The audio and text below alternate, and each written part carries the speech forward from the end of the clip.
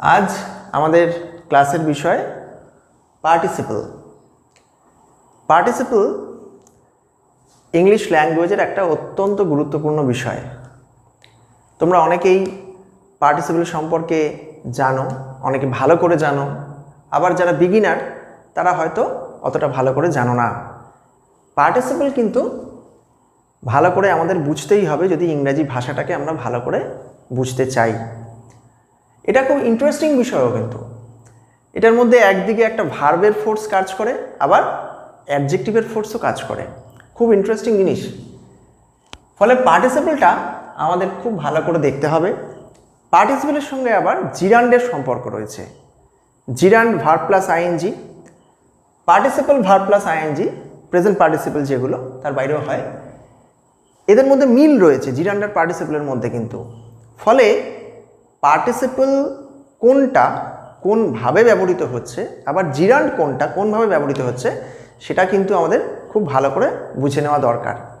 জিরান্ড ও পার্টিসিপলের importance কী সেটা নিয়ে আমরা আগের ভিডিওতে আলোচনা করেছি, যেটা নাম হচ্ছে জিরান্ড ও পার্টিসিপল। সেই ভিডিওটা তোমরা অনেকে দেখেছো, যারা এখনও দেখোনি দেখে নেবে নিশ্চয়ই। সেখানে আমরা আলোচনা করেছি বিস্তৃতভাবে জিরান্ড সম্পর্কে। ফলে আজকে এই ভিডিওতে আমরা আলোচনা করব পার্টিসিপল সম্পর্কে। পার্টিসিপল কত ধরনের হয়, পার্টিসিপল কীভাবে কাজ করে, সবটাই কিন্তু আমরা এই ভিডিওতে দেখব। দেখো, এখানে আমি 5টা সেন্টেন্স লিখে রেখেছি, তোমরা দেখতেই পাচ্ছ। এই 5টা সেন্টেন্সে পার্টিসিপল ব্যবহৃত হয়েছে। কেমন, কিভাবে ব্যবহৃত হয়েছে এটা আমাদের বুঝতে হবে। দেখো, প্রথম বাক্যটা রয়েছে the creaking door awaken the dog. Creaking একটা পার্টিসিপল, এটা বিসিএসেও এসছিল। তারপরের বাক্যটা রয়েছে, দেখো, arriving at the station he found his friend waiting for the train. তাহলে অ্যারাইভিং একটা পার্টিসিপল, আবার এখানে ওয়েটিংটাও পার্টিসিপল কিন্তু। তারপরে দেখো 3 নম্বর বাক্যে রয়েছে people saw the giant playing with the children in his garden. এটা তো একটা বিখ্যাত গল্পের থেকে নেওয়া বাক্যটা, তোমরা বুঝতেই পারছো, অনেকেই তোমরা পড়েছো দ্য সেলফিশ জায়ান্ট, যে বিখ্যাত গল্প অস্কার ওয়াইল্ডে, সেখান থেকে নেওয়া হয়েছে। তো এখানে প্লেইং একটা পার্টিসিপল, এটা কিভাবে ব্যবহৃত হয়েছে? দ্য স্টুডেন্টস কোয়েশ্চেন্ড, এই কোয়েশ্চেন এটা একটা পাস্ট পার্টিসিপলের ব্যবহার, এটা আরেকভাবে ব্যবহৃত হয়েছে, আমাদের জানতে হবে। তারপরে the fog having disappeared they resume their journey. এই যে হ্যাভিং ডিসঅ্যাপিয়ার্ড, এটাও কিন্তু একটা বিশেষ ধরনের ব্যবহার, এখানে অ্যাবসলিউট অর্থে ব্যবহৃত হয়েছে। অ্যাবসলিউট কনস্ট্রাকশনে আমরা নমিনেটিভ অ্যাবসলিউট বলি। এই যে 5টা সেন্টেন্স রয়েছে, এখানে 5 ভাবে পার্টিসিপলের ব্যবহার রয়েছে, এর বাইরেও ব্যবহার হয়। সেই সবটাই আমরা দেখব আজকের এই ক্লাসে। কি কি দেখব তাহলে? পার্টিসিপল কত প্রকার ও কি কি, কোনটার কিভাবে ব্যবহৃত হচ্ছে, এবং সেটা কোন কোন কাজে আমাদের লাগবে। পার্টিসিপল কিন্তু প্রয়োজন হবে সকলের জন্য। পার্টিসিপল প্রয়োজন হবে এমসিকিউ প্যাটার্নের কোয়েশ্চেন করার জন্য তোমাদের প্রিলিমিনারি পরীক্ষার ক্ষেত্রে। পার্টিসিপল প্রয়োজন হবে একটা কোয়েশ্চেনকে পড়ে দ্রুত তার এক্স্যাক্ট মানেটা বোঝার জন্য। আবার পার্টিসিপল প্রয়োজন হবে রাইটিং স্কিলের ক্ষেত্রে, যখন আমরা রিপোর্ট লিখব, যখন প্রেসি লিখব, লেটার লিখব, একটা ভালো সুন্দর বাক্য লেখার জন্য গুড ইংলিশে আমাদের পার্টিসিপল খুব প্রয়োজন। প্রেসির ক্ষেত্রে যখন আমাদের 2-3টে বাক্যকে কনসাইজ করে দিতে হবে, তখন আমাদের পার্টিসিপল প্রয়োজন হবে। ফলে প্রচুর এর প্রয়োজন কিন্তু রয়েছে, তাই খুব ভালো করে বিষয়টা খেয়াল করো। কেমন, আমি মুছে দিচ্ছি। এরপরে আমরা দেখব প্রথম থেকে যে পার্টিসিপল কত প্রকার ও কী কী। ঠিক আছে, তাহলে এখানে দেখো লেখা রয়েছে পার্টিসিপল কাকে বলে। প্রথমে লেখা রয়েছে a participle is a double part of speech, a verb and an adjective combined. কি লেখা রয়েছে? A double part of speech. ব্যাপারটা ইন্টারেস্টিং না? আমরা জানি পার্টস অফ স্পিচ আমরা সবাই পড়েছি 8 রকমের, তাই তো, এক একটা আলাদা আলাদা। কিন্তু এখানে বলা হচ্ছে পার্টিসিপল সে নিজেই আর ডাবল পার্ট অফ স্পিচ, অর্থাৎ তার মধ্যে 2টো পার্টস অফ স্পিচের ফোর্স কাজ করছে। কি কি? A verb and an adjective combined. এটা নেসফিল্ড বলেছেন এই ডেফিনিশনটা। তাহলে a participle is a word having the force of both a verb and an adjective, তাই তো? তাহলে এই যে পার্টিসিপল এরকম একটা জিনিস, তার মানে কিন্তু তার ব্যবহারের মধ্যে দু ধরনের অ্যাপ্রোচই থাকবে, দু ধরনের ইউজেজই থাকবে। ফলে এটা কিন্তু আমাদের ভালো করে বুঝতে হবে, তাই বলছিলাম এটা খুব ইন্টারেস্টিং। এই যে পার্টিসিপল, যেটা কিনা একটা ডাবল পার্ট অফ স্পিচ, এটা কিভাবে ব্যবহার করা হয়, মানে কিভাবে ব্যবহৃত হয়, এটা বোঝবার আগে আমাদের দেখে নিতে হবে যে পার্টিসিপল কত প্রকার ও কী কী। পার্টিসিপল তোমরা দেখতেই পাচ্ছ এখানে কি আছে, present participle, past participle, perfect participle, ঠিক আছে? এর মধ্যে এই যে পাস্ট পার্টিসিপল, এই নামটা কিন্তু তোমরা জানো, এটার সঙ্গে আমরা ছোটোবেলা থেকে পরিচিত হই। যখন ভার্বের ফর্ম আমরা পড়ি, বেস ফর্ম, পাস্ট ফর্ম আর পাস্ট পার্টিসিপল ফর্ম, এটা হচ্ছে সেই past participle form of the ভার্বটা পাস্ট পার্টিসিপল। আবার এই যে প্রেজেন্ট পার্টিসিপল রয়েছে, এই প্রেজেন্ট পার্টিসিপলও কিন্তু ভার্বের একটা ফর্ম, অর্থাৎ ভার্ব প্লাস আইএনজি, এটা হচ্ছে ভার্ব প্লাস আইএনজি, এগুলোই হচ্ছে প্রেজেন্ট পার্টিসিপল। এই যে ফর্মটা ভার্বের, এটা কি তাহলে ভার্ব প্লাস ধরে নাও ডি বা ইডি বা ইএন এটসেট্রা, এই ধরনের যে ফর্ম হয়, অর্থাৎ past participle form of the verb. আর পারফেক্ট পার্টিসিপল আর এক ধরনের হয়, এটা কি, এটা হচ্ছে present participle plus past participle, দুটো মিলিয়ে হচ্ছে পারফেক্ট পার্টিসিপল। এই তিন ধরনের পার্টিসিপল হয়, এই তিন ধরনের পার্টিসিপলের ব্যবহার আলাদা আলাদা করে আমরা দেখব, কেমন? আমি তাহলে এইটা মুছে দিলাম। এখানে দেখো প্রেজেন্ট পার্টিসিপল, সেটাকে আমরা শুরু করছি, তার যে প্রথম ব্যবহার। প্রেজেন্ট পার্টিসিপল আগেই বললাম যে ভার্ব প্লাস আইএনজি, তার যে প্রথম ব্যবহার as an adjective, as an adjective, একটা অ্যাডজেক্টিভ হিসেবে, যেটাকে আমরা বলি পার্টিসিপাল অ্যাডজেক্টিভ বা পার্টিসিপিয়াল অ্যাডজেক্টিভ, এরকমভাবে বলা হয়। এটা কি করছে, একটা নাউনকে সে কোয়ালিফাই করছে। অ্যাডজেক্টিভের কাজ তোমরা জানো, নাউন বা প্রোনাউনকে কোয়ালিফাই করা। কি কি দেখছি আমরা, look at the blooming flower, তাহলে ফ্লাওয়ার একটা তো নাউন, তাই না? ফ্লাওয়ারটা কেমন, ব্লুমিং, ফুটন্ত, তাহলে এটা হয়ে গেল একটা অ্যাডজেক্টিভ, তাই তো?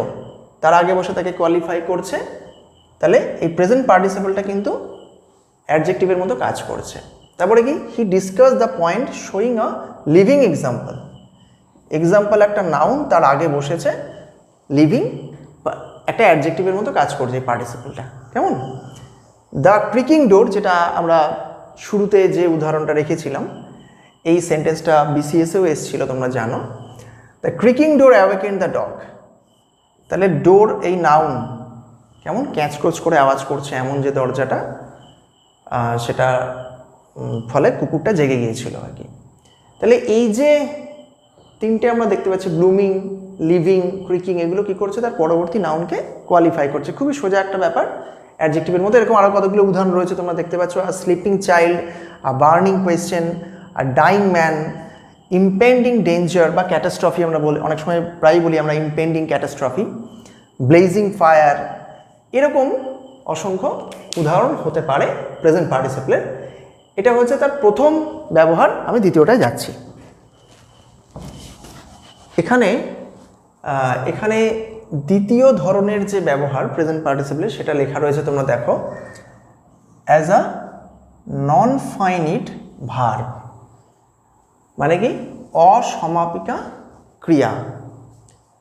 এটা কি করে, তখন একটা নাউন বা প্রোনাউনকে গভর্ন করে। অসমাপিকা ক্রিয়া হিসেবে প্রেজেন্ট পার্টিসিপলের ব্যবহারটা খুবই ইম্পর্টেন্ট ব্যবহার। এটাকে বাংলাতে, এটা একটা খুব চমৎকার, বোঝার জন্য একটা চমৎকার বিষয় রয়েছে। সেটাকে বলা হয় যে ইয়া অন্ত অসমাপিকা ক্রিয়া। কি বললাম, ইয়া অন্ত, অন্ত মানে শেষ, শেষে ইয়া থাকে। আসলে সাধু ভাষায় আগে বলা হতো, তাই ইয়া আসতো, মানে করিয়া, খাইয়া, যাইয়া, মানে করে, খেয়ে, যে, এরকম যে ব্যবহারটা, তাই বলা হতো ইয়া অন্ত অসমাপিকা ক্রিয়া। এটা মনে রাখলে অনেক সময় বুঝতে সুবিধা হয়। তোমরা সেভাবেও বুঝতে পারো। দেখো কি রয়েছে প্রথম বাক্যটায়, arriving at the station he found his friend waiting for the train, যেটা আমরা প্রথমে লিখেছিলাম। তাহলে অ্যারাইভিং অ্যাট দ্য স্টেশন, তাহলে স্টেশনে পৌঁছে, কেমন, স্টেশনে পৌঁছাইয়া তার মানে পৌঁছে, হি found his friend waiting for the train, এটাও যদিও একটা পার্টিসিপল, এটা যে ধরনের ব্যবহার সেটা আমরা ঠিক এর পরে আসছি। তারপরে কি আছে, seeing the pitiful sight she burst into tears, seeing the pitiful sight অর্থাৎ এই করুণ দৃশ্যটা দেখে সে কান্নায় ভেঙে পড়ল, ঠিক আছে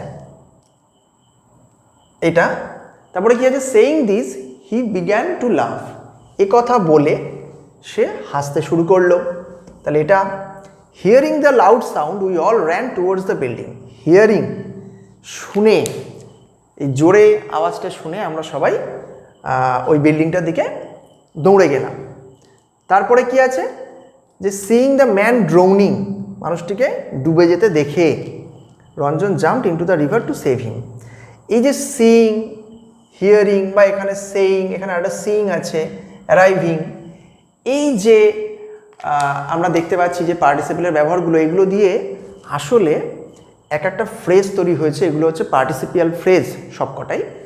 ফলে পার্টিসিপল দিয়ে আমরা পার্টিসিপিয়াল ফ্রেজ গঠন করি, এটা যেমন কনভার্সন অফ দ্য সেন্টেন্স, অর্থাৎ এটাগুলো কিন্তু সবটাই একটা সিম্পল সেন্টেন্স, আমরা সিম্পল সেন্টেন্স গঠন করেছি, কেমন। সেখানে এই পার্টিসিপলটাকে আমরা বাক্যের শুরুতে ব্যবহার করেছি, কিন্তু এইভাবে নন ফাইনিট ভার্ব হিসেবে কিন্তু পার্টিসিপল ব্যবহৃত হচ্ছে, ঠিক আছে। এটা হচ্ছে তাই প্রেজেন্ট পার্টিসিপলের 2 নম্বর ব্যবহার, এটাকে তোমরা ভালো করে খেয়াল করবে। এখানে প্রেজেন্ট পার্টিসিপলের আর এক রকম আমরা ব্যবহার দেখতে পাচ্ছি। আর এক রকম ব্যবহার কি, এটা হচ্ছে as object complement, object complement হিসেবে, অবজেক্ট তার কমপ্লিমেন্ট। আমরা জানি অবজেক্ট, ভার্বের যে অবজেক্ট হয়, হোয়াট বা হুম দিয়ে কোয়েশ্চেন করলে যে আনসার আমরা পাচ্ছি সেটা অবজেক্ট, তার কমপ্লিমেন্ট অর্থাৎ তার সম্পর্কে আরও কিছু অতিরিক্ত বলছে বা জানাচ্ছে বা তথ্য দিচ্ছে যে ওয়ার্ড, তাকে আমরা কমপ্লিমেন্ট বলি। তাহলে এখানে আমরা কি দেখতে পাচ্ছি, 1 নম্বর বাক্যে, people saw the giant playing with the children in his garden, যেটা প্রথমে লেখা হয়েছিল যে সেন্টেন্সটা, এখানে আমরা দেখতে পাচ্ছি যে প্লেইং, এই যে ওয়ার্ডটা রয়েছে প্লেইং, এই প্লেইংটা কি করছে, এই যে জায়ান্ট, জায়ান্টের সম্পর্কে, দ্য জায়ান্ট হচ্ছে এই যে স, এটা ভার্ব, পিপল স হুম যদি আমরা প্রশ্ন করি তাহলে আমরা পাচ্ছি দ্য জায়ান্ট, তাহলে জায়ান্টটা হচ্ছে অবজেক্ট। জায়ান্ট কি অবস্থায় রয়েছে, playing with the children in his garden, তাহলে দ্য জায়ান্টের সম্পর্কে কিছু বললো বা জানালো, এই কমপ্লিমেন্ট, এই যে ওয়ার্ডটা প্লেইং প্রেজেন্ট পার্টিসিপল, তাহলে এটা একটা কমপ্লিমেন্ট হিসেবে এই অবজেক্টটা ব্যবহৃত হচ্ছে, কেমন। তারপর আমরা কি দেখছি, have you ever heard, have you, এই জায়গাটা একটু মুছে গেল আমার হাত লেগে, তোমরা দেখতে পাচ্ছ এই যে হার্ড, এই জায়গাটাও। Have you ever heard him talking aloud, heard whom আমরা প্রশ্ন করলে পাচ্ছি এটা হচ্ছে অবজেক্ট, তাকে কি অবস্থায়, টকিং অ্যালাউড, তাহলে এই টকিংটা হচ্ছে একটা কমপ্লিমেন্ট, অবজেক্ট কমপ্লিমেন্ট, কেমন। তারপরে কি আছে, they found him sleeping in his room, এই একইভাবে হিম আর স্লিপিং, এটা অবজেক্ট তার, এটা হচ্ছে কমপ্লিমেন্ট, কেমন। I hard him singing a song, একইভাবে হিমকে হার্ডের যে অবজেক্ট এবং সিঙ্গিং এটাকে আমরা পাচ্ছি। Vidyasagar noticed the young girl spending the whole day without any food, তাহলে noticed whom, the young girl, এটা পুরোটা একটা অবজেক্ট, সে কী অবস্থায় রয়েছে, the young girl spending the whole day without any food, তাহলে এই যে ওয়ার্ডগুলো কমপ্লিমেন্ট আমরা পাচ্ছি, এখানে আমরা পাচ্ছি কমপ্লিমেন্ট, ঠিক আছে, কমপ্লিমেন্ট আমরা পাচ্ছি, এখানে আমরা পাচ্ছি কমপ্লিমেন্ট, এবং এখানে কিসের কমপ্লিমেন্ট, অবজেক্ট কমপ্লিমেন্ট। এইভাবে তোমরা দেখেই বুঝতে পারছো এই ধরনের অসংখ্য বাক্য কিন্তু আমরা ইংরেজিতে দেখি। পার্টিসিপেলের এই স্ট্রাকচারটা খেয়াল করলেই কিন্তু আমরা বুঝতে পারবো এই ধরনের বাক্য কিভাবে লেখা যায়। পরীক্ষার হলে যখনই প্রয়োজন হবে এরকম বাক্য কিন্তু লেখা যাবে। একটা কথা মনে রাখতে হবে এই ধরনের বাক্য লেখার ক্ষেত্রে, যে এই ধরনের বাক্য অবজেক্ট কমপ্লিমেন্ট হিসেবে পার্টিসিপেলের ব্যবহার হয় বিশেষ কতগুলো জায়গায়। কোথায় কোথায় হয়? কিছু ভার্ব আছে যেগুলোকে আমরা বলি ভার্ব অফ সেন্সেশন। আমরা বলছি যে ধরো ভার্বস অফ সেন্সেশন, যেগুলো সেন্সেশনকে বোঝায়। কোন ধরনের? ধরো সি, হিয়ার, ফিল, কেমন, নোটিশ, এই যে ধরো ভার্বগুলো রয়েছে তার ক্ষেত্রে কিন্তু মানে তারপরে যখন অবজেক্ট বসছে তারপরে কিন্তু এরকম অবজেক্ট কমপ্লিমেন্ট হতে পারে। আর একটা জায়গায় হতে পারে এটা ছাড়াও আরও কতগুলো ভার্ব, যেমন ধরো বিশেষ ক্ষেত্রে ফাইন্ড, হ্যাঁ, গেট, হ্যাভ, মেক, এই যে ভার্বগুলো রয়েছে এইগুলোর ক্ষেত্রে কিন্তু মানে এদের পরে যখন অবজেক্ট হবে এই সব ভার্বগুলোর যে অবজেক্ট বাক্যে তার কমপ্লিমেন্ট হিসেবে কিন্তু এই প্রেজেন্ট পার্টিসিপল এইভাবে ব্যবহৃত হয়। এটাকে একটু কিন্তু খেয়াল রাখতে হবে। কেমন? তাহলে এটাও হচ্ছে প্রেজেন্ট পার্টিসিপলের খুব ইম্পর্ট্যান্ট একটা ব্যবহার। এই হচ্ছে প্রেজেন্ট পার্টিসিপল আমাদের হয়ে গেল। এবার আমরা আসছি পাস্ট পার্টিসিপলে। ঠিক আছে, এবার আমরা দেখব পাস্ট পার্টিসিপল। পাস্ট পার্টিসিপল আমি আগেই বলেছি past participle form of the verb. তোমরা জানো যে এটা হচ্ছে যে ভার্ব প্লাস আমরা বলতে পারি ডি বা ইডি বা ইএন বা অন্য কিছুও হতে পারে। এই যে স্ট্রাকচারটা থাকে আমরা past participle form of the verb, অনেক সময় মাঝখানের লেটারও চেঞ্জ হয়ে যায়, সেইগুলো যখন এখানে ব্যবহৃত হচ্ছে বাক্যে তখন কিভাবে হচ্ছে, যেহেতু এর মধ্যে দুটো পার্টস অফ স্পিচেরই ফোর্স কাজ করছে, অ্যাডজেক্টিভ এবং ভার্ব, এখানেও তাই। প্রথমে আমরা দেখব অ্যাডজেক্টিভ হিসেবে পাস্ট পার্টিসিপলের ব্যবহার। অ্যাডজেক্টিভ হিসেবে ওই পার্টিসিপল অ্যাডজেক্টিভ যেরকমটা আমরা আগে দেখলাম সেরকমভাবেই এটাও কিন্তু ব্যবহৃত হচ্ছে। তাহলে অ্যাজ অ্যান অ্যাডজেক্টিভ, হ্যাঁ, কীরকম? আমরা 1 নম্বর বাক্যে দেখছি Ratan's father is a retired person. আমরা খুবই এরকম বলি। তাহলে পার্সন একটা নাউন, তার আগে রিটায়ার্ড। রিটায়ার্ডটা হলো একটা participle, past participle. We should know the forgotten history of our freedom struggle. তাহলে এই হিস্ট্রিটা একটা নাউন, কীরকম? ফরগটেন হিস্ট্রি, যেটা আজকাল হচ্ছে। ফ্রিডম স্ট্রাগলের অনেক ফরগটেন হিস্ট্রি আমরা ভুলে যাচ্ছি, সেটা আমাদের ভোলা উচিত না, উল্টে আমাদের জানা উচিত। তাহলে এটা একটা পাস্ট পার্টিসিপল। এরকম দেখো এখানে আমি কতগুলো লিখে রেখেছি, তোমরা এখানে দেখতেই পাচ্ছ। An outspoken man, a deserted village, an abundant building, an experience teacher.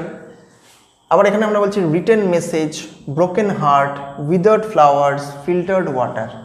এই যে আমরা শব্দগুলো বলছি, আমরা বলতে পারি ধরো আরও অনেক আছে, হিডেন ট্রেজার, আমরা বলতে পারি ফলেন লিভস। এরকম অসংখ্য পাস্ট পার্টিসিপল কিন্তু আমরা ব্যবহার করি অ্যাডজেক্টিভ হিসেবে। কেমন? তাহলে এইটা হয়ে গেল অ্যাজ অ্যান অ্যাডজেক্টিভ পাস্ট পার্টিসিপলের ব্যবহারটা, প্রথম ব্যবহার। দ্বিতীয় দেখো ব্যবহারটাতে আমরা যদি দেখি, এখানে আমরা দেখতে পারবো এখানেও কিন্তু ওই প্রেজেন্ট পার্টিসিপলের মতো as a non finite verb, অর্থাৎ অসমাপিকা ক্রিয়া হিসেবে এই পাস্ট পার্টিসিপল কিন্তু ব্যবহৃত হতে পারে। কেমন? যদিও এই নন ফাইনিট ভার্ব হিসেবে এর ব্যবহারটা কম, খুবই কম। তবু আমরা দেখছি এখানে দেখো দুটো বাক্য রয়েছে। একটা হচ্ছে driven by hunger the man stole a piece of bread. এটা একটা খুব কমন বাক্য। তাহলে এই যে ড্রিভেন, ঠিক আছে, এটা একটা পাস্ট পার্টিসিপল। তারপরে কি আছে? Deceived by his friend he became much disappointed. তাহলে ডিসিভড, এই যে পাস্ট পার্টিসিপলের ব্যবহার তোমরা এখানে দেখতে পাচ্ছ। তাহলে এটাও হচ্ছে আর একটা পাস্ট পার্টিসিপলের ব্যবহার নন ফাইনিট ভার্ব হিসেবে। এছাড়াও আর একটা ইম্পর্টেন্ট ব্যবহার রয়েছে, এটা হচ্ছে পাস্ট পার্টিসিপলের আর একটা ব্যবহার, 3 নম্বর ব্যবহার, কি defining or identifying a noun, defining or identifying a noun, এই ধরনের ব্যবহারটাও কিন্তু ইম্পর্ট্যান্ট। এটা বেশিরভাগ ক্ষেত্রে অন্য গ্রামার বইতে থাকে না, কিন্তু মাইকেল সোয়ান তার বইতে এটাকে আলাদা করে নোট করেছেন। দেখো এটাতে আমরা দেখতে পাচ্ছি তার মানেটা কি, একটা নাউনকে যখন ডিফাইন করছে বা আইডেন্টিফাই করছে কোনো একটা পার্টিসিপল, পাস্ট পার্টিসিপল, 1 নম্বর বাক্যে কি রয়েছে, দ্য স্টুডেন্টস কোয়েশ্চেন্ড, দ্য স্টুডেন্টস কোয়েশ্চেন্ড, এই কোয়েশ্চেন্ড এটা একটা past participle, gave very different answers. তাহলে কোয়েশ্চেনটা কোন নাউনকে ডিফাইন করছে, এই যে স্টুডেন্টস তারা আগে যে রয়েছে কিন্তু, কেমন? তাহলে দ্য স্টুডেন্টস কোয়েশ্চেন মানে যে সমস্ত ছাত্রদেরকে প্রশ্ন করা হয়েছিল তারা খুবই আলাদা আলাদা ধরনের মানে উত্তর দিয়েছিল। তারপরে কি আছে, they couldn't agree on any of the points discussed, পয়েন্টসটা কিন্তু নাউন, এই ডিসকাসটা কিন্তু পাস্ট পার্টিসিপল। এই পাস্ট পার্টিসিপলটা কাকে ডিফাইন করছে, পয়েন্টসকে, এই নাউনটাকে, মানে এখানে যে নাউনটা রয়েছে, কেমন? Ratul goat the only ticket left, ticket noun, left, আমরা কিন্তু এরকম বাক্য প্রায় ব্যবহার করি, তাই না? করি তো নাকি? আমরা কি বলি দি অনলি লেফট টিকিট? আমরা কিন্তু বলি না। তাহলে দি অনলি টিকিট লেফট, লেফটটা তার পরে বসেছে, কেমন?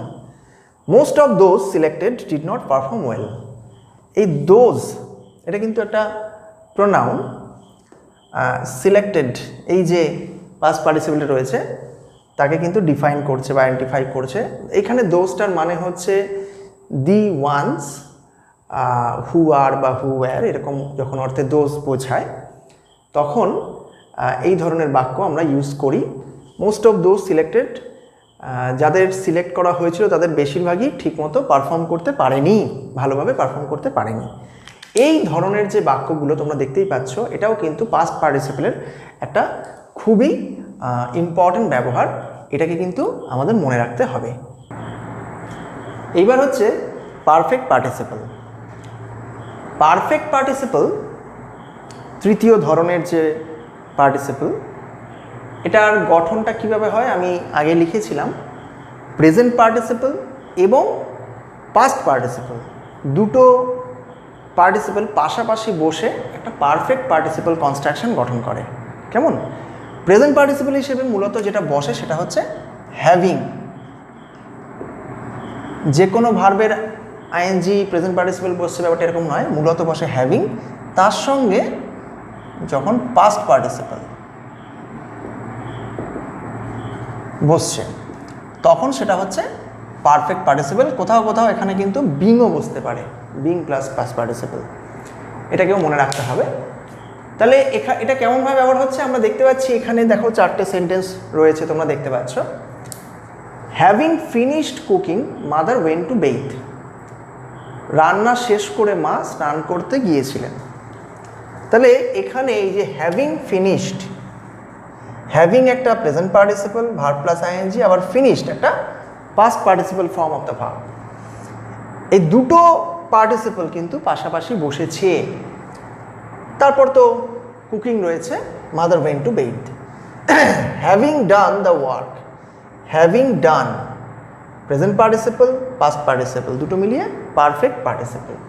তারপরে রয়েছে দেখো being exhausted Koel sat on the floor, মানে পরিশ্রান্ত হয়ে কোয়েল মেঝের উপরেই বসে পড়লো, কোনো একটা কাজ করছিল বাড়িতে।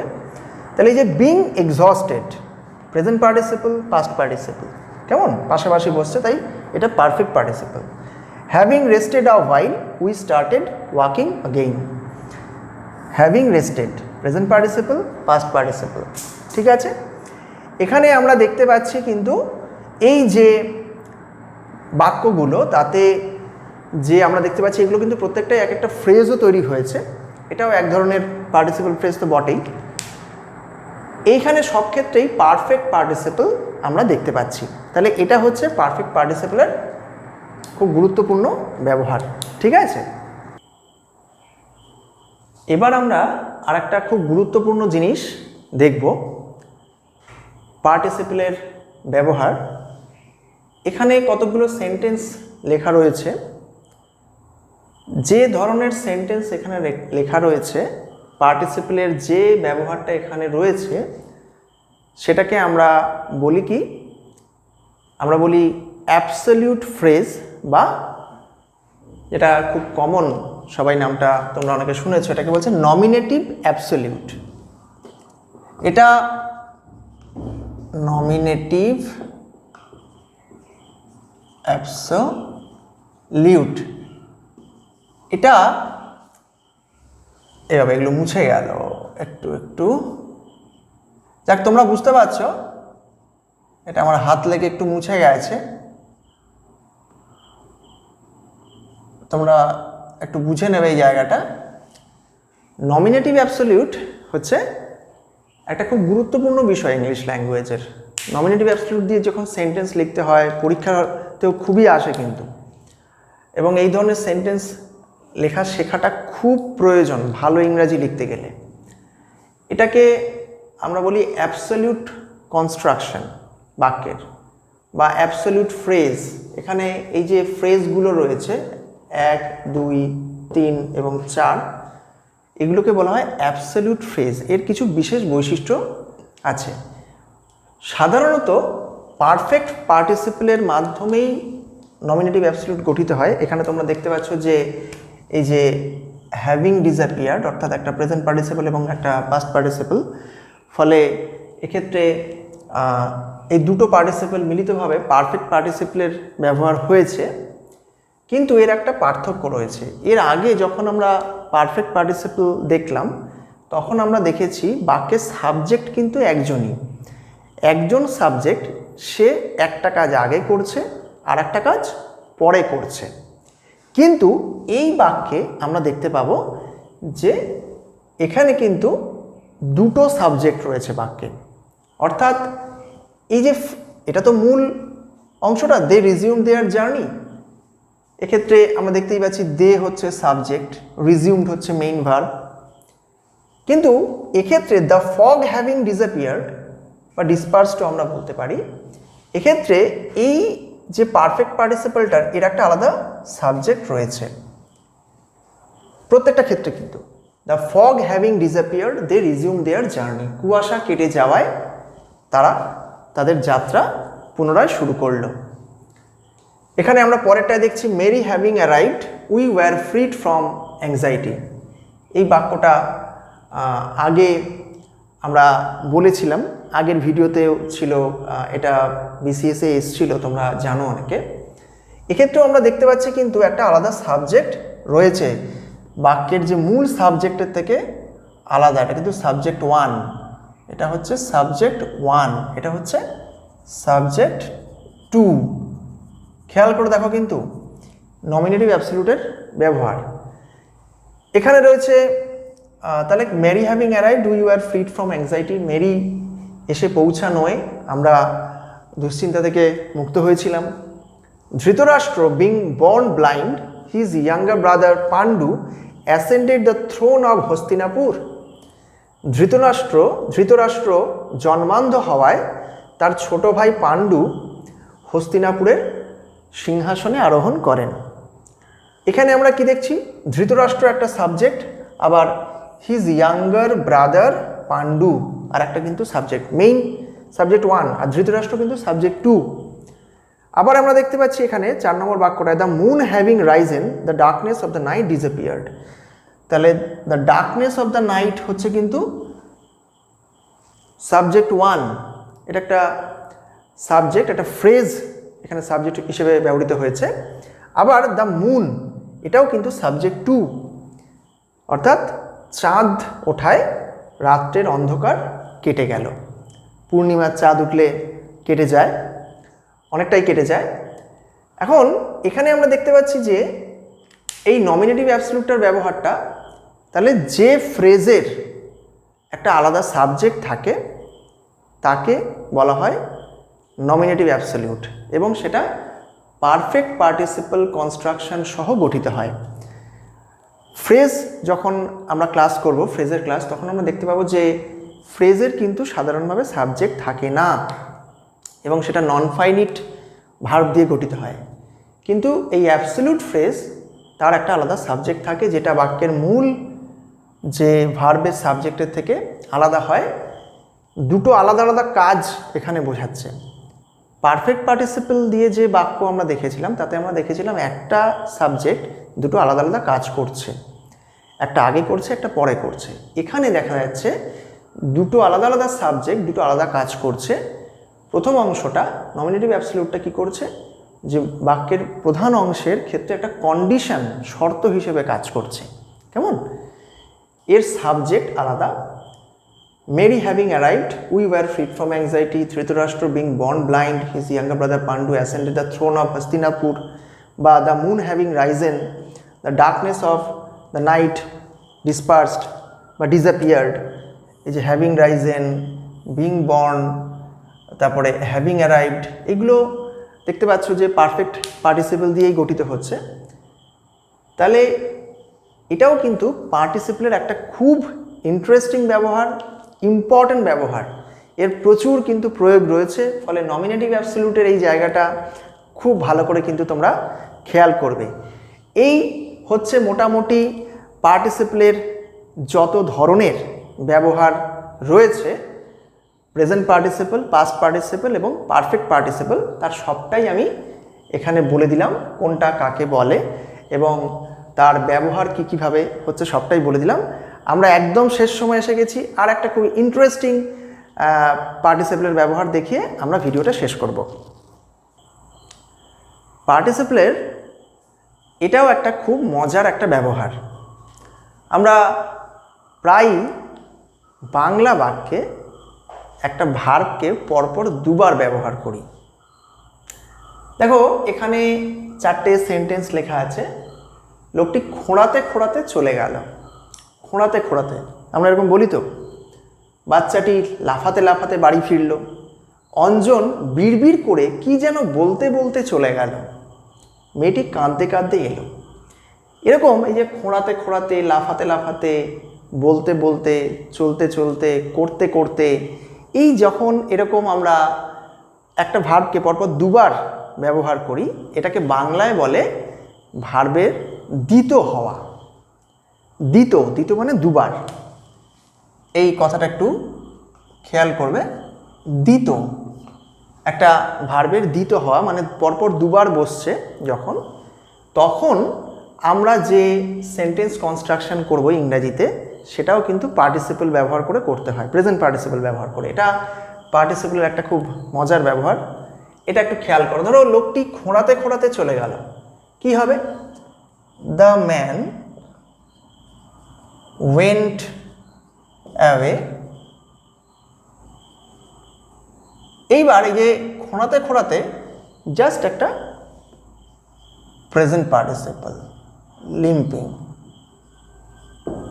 অর্থাৎ যেটা মেইন ভার্ব এখানে সিম্পল পাস্ট, তার ঠিক পরেই, ইমিডিয়েট পরেই এই প্রেজেন্ট পার্টিসিপলটা বসছে। তাহলে এটা দ্বিত হচ্ছে কিন্তু বাংলায়।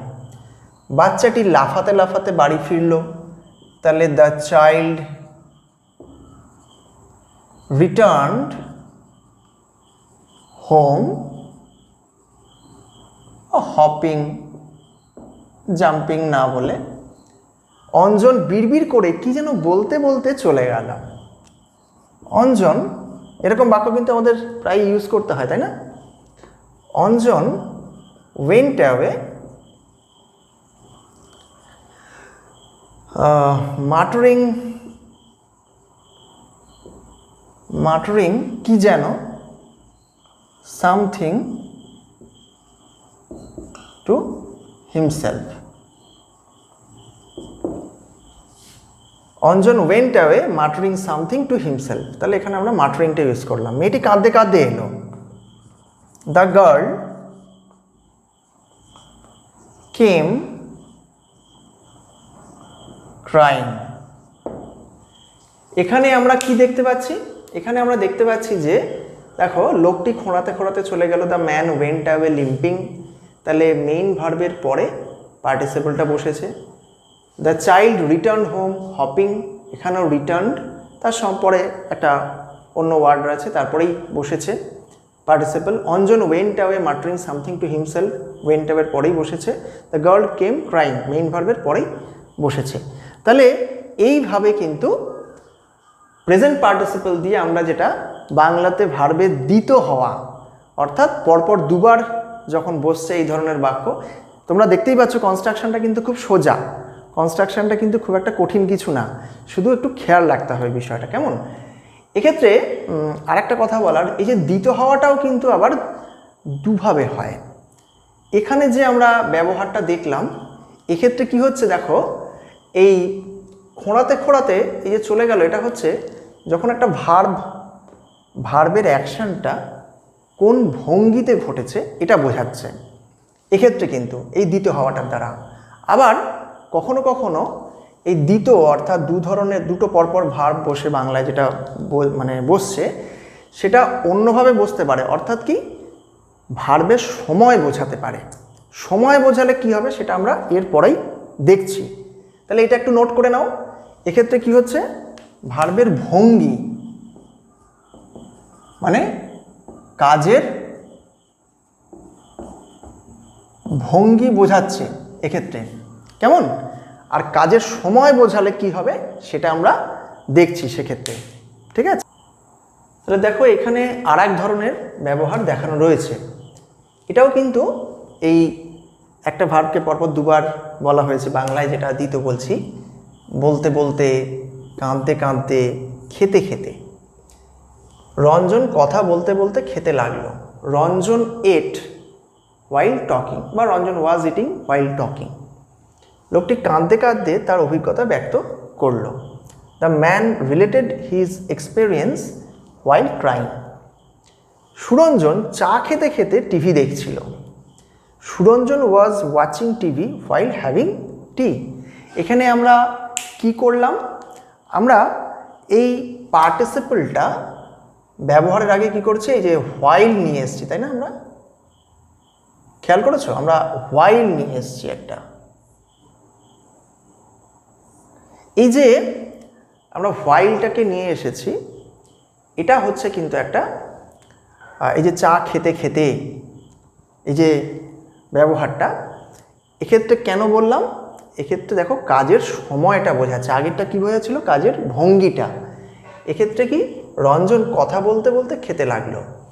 তাহলে সে যখন খাচ্ছিল তখনই কথা বলছিল, তার কথা বলার সময়টাকে বোঝাচ্ছে, তাই while দিয়ে আমরা যুক্ত করছি। লোকটি কাঁদতে কাঁদতে তার অভিজ্ঞতা ব্যক্ত করলো। তাহলে লোকটি যখন তার অভিজ্ঞতা ব্যক্ত করেছিল তখন সে কাঁদছিল, তাই while crying, কাজের সময়টাকে বোঝাচ্ছে। এখানে কি, Suranjan was watching TV while having tea, একই রকম ব্যাপার। অর্থাৎ সে যখন টিভি দেখছিল তখন সে চা খাচ্ছিল, তাহলে চা খাওয়ার সময়টাকে বোঝাচ্ছে। তাহলে কি, এখানে কি দেখতে পাচ্ছি আমরা, কাজের সময় যখন বোঝাচ্ছে তখন কি হচ্ছে, তখন হচ্ছে এই যে while প্লাস প্রেজেন্ট পার্টিসিপল। কেমন? এটা ভালো বোঝা যাচ্ছে না, আমি একটু করলাম, প্রেজেন্ট পার্টিসিপল। ব্যাপারটা কি বোঝা গেল? তাহলে এটা কিন্তু একটা খুব ইন্টারেস্টিং জিনিস, এই যে দ্বিত হওয়ার ব্যাপারটা, এটাকে কিন্তু তোমরা ভালো করে মনে রাখবে। আজকে এই পার্টিসিপল সংক্রান্ত যত ধরনের বিষয় রয়েছে সেটাকে মোটামুটি সংক্ষেপে বেশ কিছু উদাহরণ দিয়ে আমি বোঝানোর চেষ্টা করলাম। তোমরা এটাকে ভালো করে ফলো করবে। আবারও বলছি, জিরান্ডের পাশাপাশি রেখে পার্টিসিপল বুঝতে পারলে ভালো। ফলে আগের ভিডিওটা দেখে নিয়েছো যারা, তাদের পক্ষে তো বটেই, যারা দেখোনি তারা আবার দেখে নেবে এবং এইটাকে তার সঙ্গে রিলেট করে পাশাপাশি রেখে তোমরা বুঝবে, তাহলে আমাদের আসলে ঠিকঠাকভাবে কাজে লাগবে। ঠিক আছে, আজ এই পর্যন্তই।